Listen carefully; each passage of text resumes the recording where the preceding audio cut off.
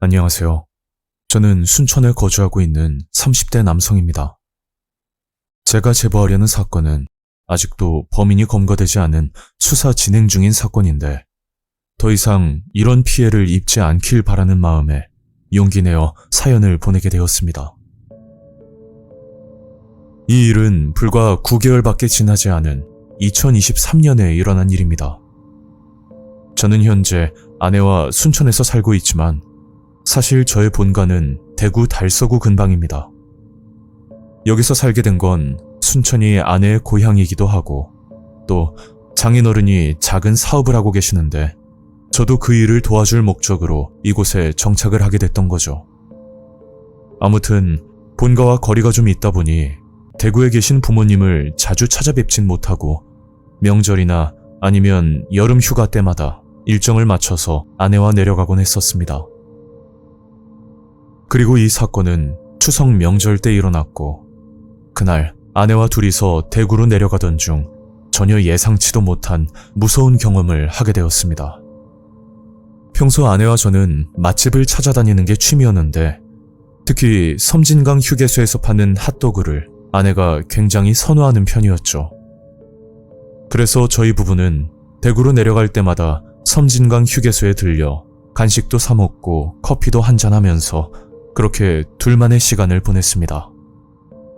그날도 섬진강 휴게소로 들어갔고 시간은 오후 2시쯤 됐던 걸로 기억합니다. 작년 추석 연휴는 개천절까지 이어져 말 그대로 황금 연휴였고 거기다 코로나에서 벗어나 3년 만에 맞이하는 명절이다 보니 휴게소 주차 자리가 부족할 정도로 사람이 붐비는 상황이었죠. 그때 아내가 화장실이 급하다고 해서 휴게소 화장실 앞에 먼저 내려주고 저는 주차 자리를 한참 살펴보다 휴게소와 조금 떨어진 대형 트럭들이 나란히 세워져 있는 갓길에 차를 세우게 되었습니다. 그리고 지갑과 소지품을 챙기고 있는데 누가 조수석 창문을 두드리는 겁니다. 그래서 창문을 열었더니 대략 40대 정도로 되어 보이는 남자분이 서 있었는데 저를 보고 이런 말을 하시더라고요. 아이고 실례합니다 사장님. 제가 초면에 이런 말씀 드려서 죄송한데 시간 괜찮으시면 부탁 한 가지만 드려도 되겠습니까? 그 당시 솔직한 심정은 아내 때문에 그냥 거절하려고 했지만 그 남자 눈빛이 너무 간절해 보여 일단 무슨 부탁인지 얘기나 들어보자는 생각으로 말을 건넸습니다.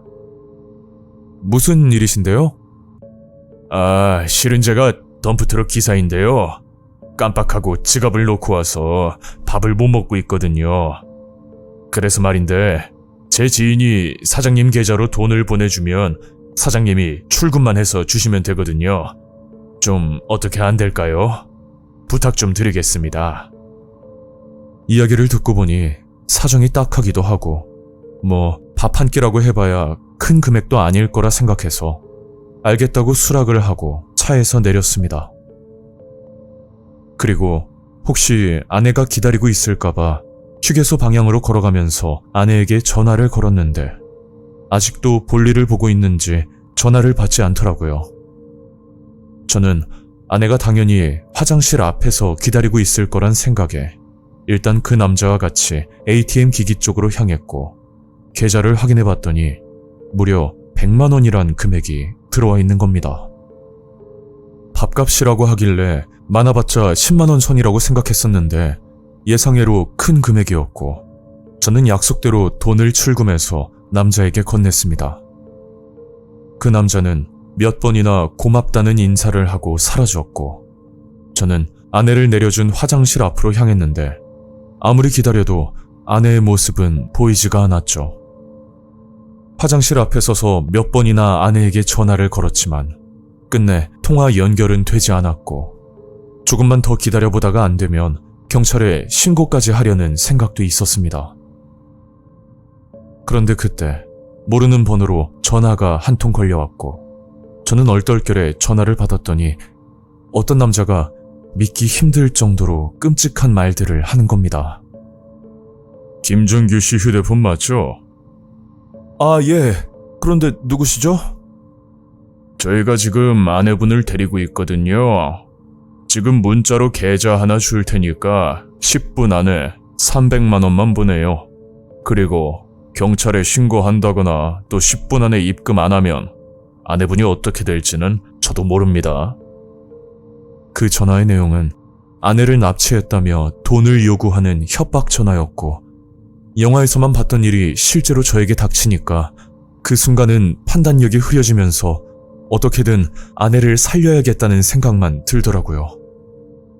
그래서 문자에 나와 있는 계좌로 돈을 입금했고 다시 그놈들에게 전화를 걸었더니 글쎄 없는 번호라고 나오는 겁니다. 그땐 하늘이 무너지는 기분이었고 혹시나 아내가 잘못되었을지도 모른다는 생각에 미친 사람처럼 넋을 잃고 있었는데 갑자기 뒤에서 아내의 목소리가 들리더라고요. 오빠, 미안해. 나 많이 찾았지? 뭐야? 여보, 괜찮아? 저는 아내를 보자마자 안도감에 눈물까지 나왔는데 제 모습을 본 아내가 당황스럽다는 듯이 물어보는 겁니다. 왜? 무슨 일인데? 말을 해봐. 그래서 지금까지 있었던 일들을 설명했더니 갑자기 아내의 표정이 굳어지면서 이런 말을 하더라고요. 아, 어쩐지 이상하다 했어. 와, 근데 진짜 소름 끼친다. 아내는 본인에게 일어난 일들에 대해 설명을 해줬는데 이 모든 걸 계획적으로 진행했다는 것 자체가 너무 충격이었습니다. 그러니까 아내는 화장실 볼일을 보고 나와 저를 기다리고 있는데 어떤 할머니가 다가와 말을 걸었다고 했죠. 할머니는 아들과 둘이 차를 타고 왔는데 그 차가 어디 있는지 기억이 안 난다면서 좀 찾아달라는 말을 했었다고 합니다. 그 와중에 차량 번호는 기억을 하고 있었고 아내는 돌아가신 할머니 생각도 나고 너무 안쓰러운 마음에 할머니를 모시고 아들분 차량을 찾고 있었답니다. 그렇게 한참 동안 할머니와 차를 살펴보고 있다가 때마침 할머니에게 전화가 걸려왔었는데 그 전화를 받고 나서부터 할머니는 180도 다른 사람이 되었다고 하더라고요. 할머니는 아내를 보고 웃으면서 말을 하는데 그 순간은 머리를 한 대 맞은 것처럼 아무 생각이 들지 않았고 지금까지 뭘 했나 싶을 정도로 당혹스러웠다고 합니다. 나 아들 없으니까 이제 그만 찾고 가봐. 아내는 본인이 잘못 들었나 싶어 다시 한번 물었지만 할머니는 욕을 하면서 소리까지 질렀다고 합니다. 그 말을 듣고 너무 어이가 없어서 다시 화장실로 돌아가 저를 기다렸지만 저와 길이 엇갈린 건지 만날 수는 없었고 하필 급하게 차에서 내리느라 아내는 휴대폰을 두고 내렸다는데 그 바람에 연락조차 받을 수 없던 난감한 상황이었던 거죠. 사건을 정리해보면 트럭 기사라고 했던 남자와 그리고 아내에게 접근한 할머니는 공범이라고 볼 수 있는데 그 남자가 출금을 해달라고 하면서 제 이름과 계좌번호를 물어봤었고 아마 전화번호는 주차된 제 차량에 나와 있는 전화번호를 보고 연락을 했던 것으로 보였습니다. 할머니가 아내를 유인해서 시간을 끌고 있을 때 그 남자가 아내를 납치했다며 제게 협박 전화를 걸어왔던 거고 그 당시 판단력이 흐려졌던 저는 바보같이 돈을 입금했던 거죠. 저는 그 자리에서 경찰에 신고를 했고 추석 연휴가 끝나자 다시 경찰서에서 연락이 왔는데 제가 쓰는 계좌가 보이스피싱에 연루되었다고 조사를 받아야 된다는 말을 들었습니다. 그리고 계좌는 물론 생활비로 사용하던 카드마저도 정지가 돼버린 난감한 상황이었고 알고 보니 휴게소에서 100만 원을 인출해줬던 게 저처럼 사기를 당한 피해자의 돈이었던 겁니다. 결론은 무혐의 판정을 받고 다시 계좌를 쓸 수는 있었지만 그 과정들이 순탄치만은 않았었죠. 현재 이 사건은 아직도 수사 중인데 형사님께 들은 내용은 아마 범인이 잡히더라도 피해 금액은 돌려받기 힘들 거라고 말을 하더라고요. 또 이놈들이 검거가 된다고 해도 단순 꼬리 자르기라 이런 피해는 계속해서 일어날 거라고 한숨을 쉬면서 말씀하셨죠.